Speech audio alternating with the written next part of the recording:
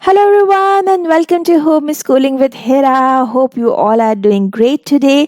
In today's video, I'll be telling you the rules to use semicolons. Semicolons is the punctuation mark that we often misuse or don't know how to use it correctly.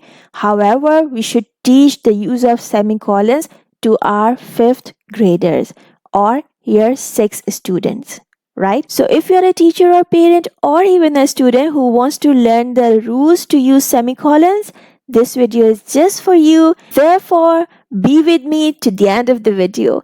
And if you haven't subscribed to my channel, consider subscribing it now because here you get all the useful stuff related to grammar, phonics, and spelling rules. And now, without any further ado, let's dive in.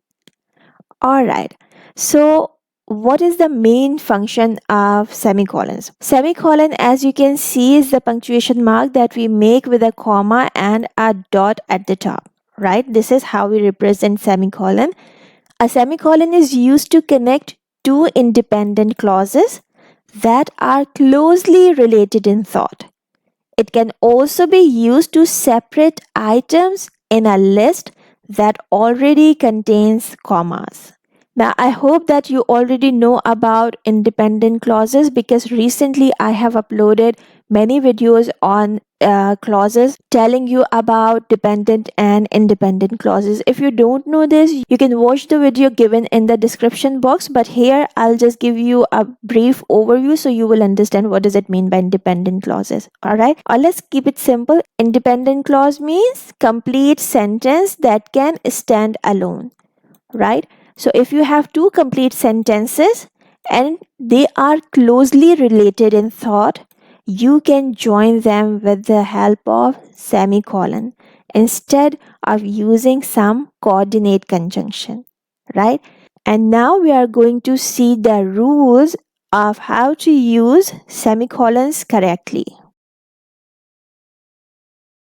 Semicolons are commonly used to join two independent clauses which are closely related without using a coordinating conjunction. What are coordinating conjunctions? Words like and, or, but, so, for, yet, and nor. These are coordinating conjunctions, but most of the time semicolons replace and, so, and but.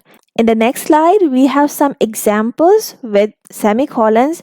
But before I take you there, remember one thing. This is a very commonly asked question or a mistake if you don't know, that don't write a capital letter after a semicolon unless the word is a proper noun or pronoun I, right? It means that if you're using a semicolon at the end of a sentence, so after this, if you are connecting another sentence with it, don't begin with a capital letter unless this word is a name of something. For example, Jack, for example, Sarah, for example, December, right? So if this is a proper noun, or if it's the pronoun I, because we cannot write I in small letters, right? So except for these things, you will use a lowercase letter or a small letter when you are beginning the next sentence. Got it? Now here are some examples for you.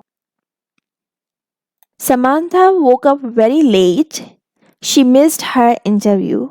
Now please look carefully. I told you that on either side of semicolon, we should have a complete sentence. Complete sentence means that we can stop it with a full stop or it can stand alone. Let's check the sentences like this. Samantha woke up late. If I just finish my sentence here, does it make sense? Samantha woke up late? Yes, it's making sense. And on the other side, she missed her bus. If the sentence is written alone, is it making sense? She missed her interview. Yes, this is also making sense. And these two sentences somehow are related because she woke up late. That's why she missed her interview, right? So the thoughts are related. It means that we can use a semicolon here and it will improvise our writing because we are using an advanced punctuation, right? And please focus that after semicolons, I have written she with a small letter. This is what I have just told you in the previous slide, right? Now our second sentence is, my Mondays are always too occupied. Full stop. I hate them. They are two different sentences, independent sentences, but they are linked because the thoughts are going together.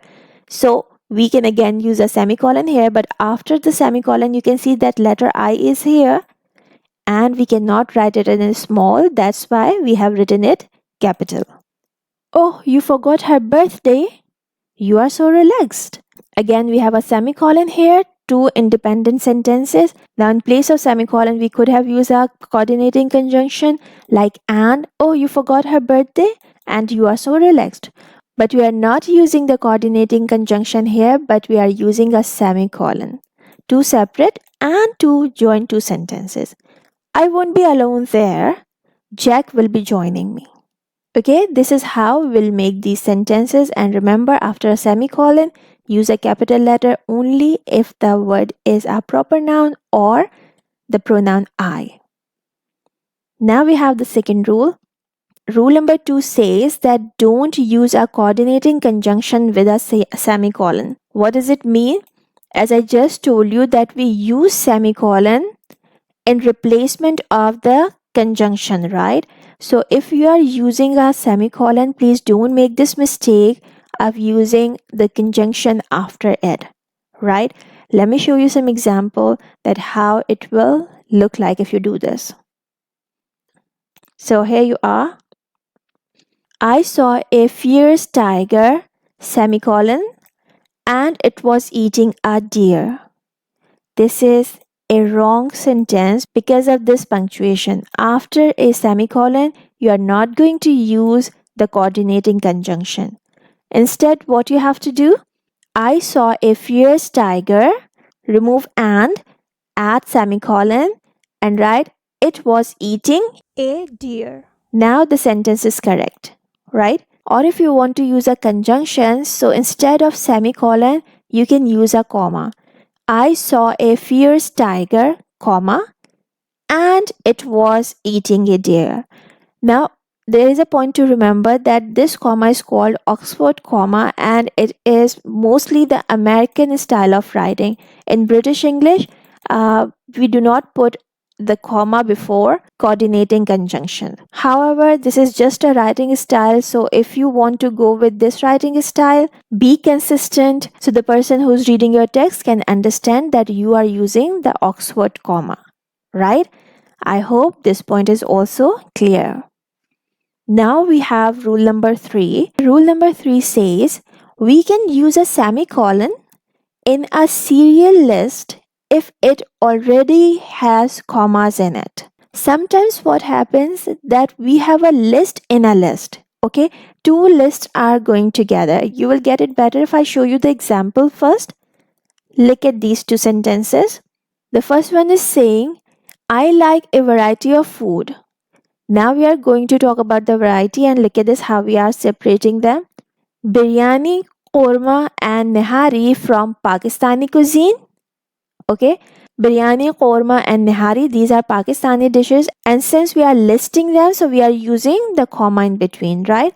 From Pakistani cuisine, this is first list. Chicken shashlik, lemon chicken and Chinese rice from Chinese cuisine. Okay, this is the second list that's going on with Pakistan. First Pakistani cuisine, then Chinese cuisine. Now spaghetti, pasta and lasagna from Italian cuisine. Another object in the list, and tofu and sushi from Japanese cuisine. So we have two lists in the same sentence. A list of the names of cuisines, right? And the list of the names of dishes. So if you have ever got such a sentence in which you have two lists together or some other punctuations, it's a two punctuated sentence, then you will use semicolons to separate the list. Done? Now we have another example. I ordered 5 pairs of trousers. Green, regular fit. This is the first list. Green, regular fit, semicolons. Red, slim fit, semicolon. Blue, large size, semicolon, and brown, small size. Here, please have a closer look that before the conjunction even, we are putting the semicolons, right? And tofu, here this is a conjunction, but even before this conjunction, we are putting the semicolons. Okay, I hope this is clear till here. Now we are moving towards the fourth rule of using semicolons. So we also use semicolons with conjunctive adverbs when they are in the middle and joining two independent clauses. Now, you must have heard about adverbs. Adverbs of time, adverbs of frequency. Adverbs are the words that describe verbs, adjectives, and other adverbs, right? So, what are conjunctive adverbs? As the name is telling you, that they are joining adverbs, okay? They are conjunctive, like conjunctions. Conjunctions are the joining words. So, conjunctive adverbs are joining adverbs. And here, when you are using semicolons with them, what they will be joining? They must join two independent clauses, and they should be in the middle of sentence, because at many times we also begin our sentences with conjunctive adverbs. You will find out this right here. Check out the first example. She booked a 5-star hotel for her party, semicolons. However, comma, it cost her an arm and a leg, right? Here you can see that we are using however to connect two independent clauses. This is a complete sentence. She booked a 5-star hotel for her party. Full stop. It can be a complete sentence. It cost her an arm and a leg. It is also a complete sentence. So we are joining two independent clauses, two complete sentences with a conjunctive adverb. So you need to use a semicolon before the conjunctive adverb and a comma after it, right? The second example is the weather was not good to go out. Moreover, the police patrolled the beach. Now, this part of sentence is a complete sentence. The weather was not good to go out. The police patrolled the beach. This is another sentence. We are joining these two sentences with moreover, which is a conjunctive adverb, and we need to use a semicolon before it and a comma after it.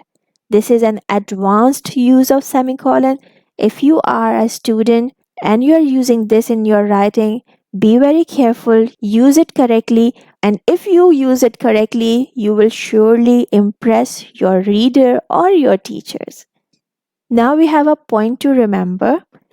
Words like however, moreover, therefore, or simply the other conjunctive adverbs may appear at other places in a sentence. Therefore, only use the semicolon if they are connecting two independent clauses. We can also start our sentences with however, moreover, therefore. It's obvious that semicolon won't come, but you will use semicolons when they are in the middle of sentence and they are joining two independent clauses, right?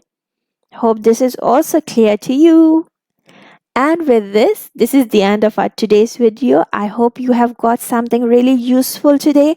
If yes, so please hit the like button. If haven't subscribed, subscribe to my channel. I'll see you soon with something new.